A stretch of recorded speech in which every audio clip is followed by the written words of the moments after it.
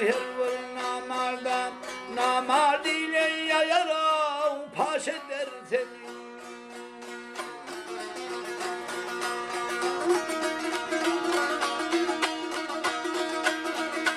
Ey oğru kendam bilen ovada solmay malından ayırana ac eder seni.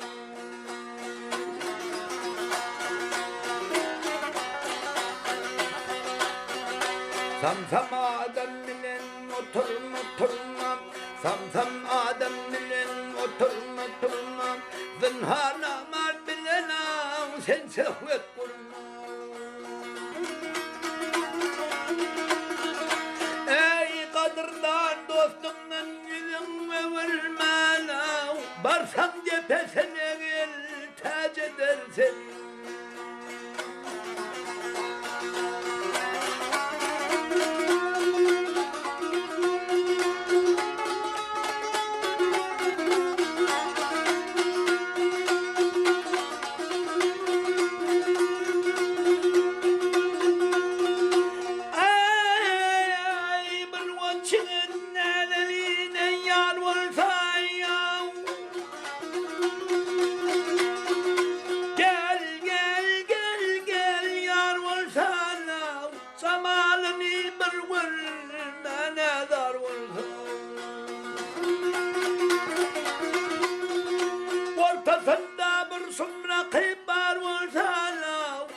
Dostum biline öc eder seni.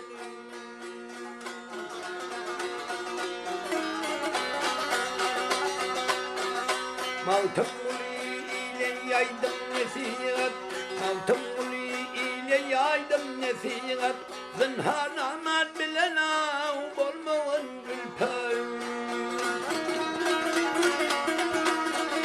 Ey Huday verse sahadetli bir perde Karragan çağım değil yaş eder seni. Yâre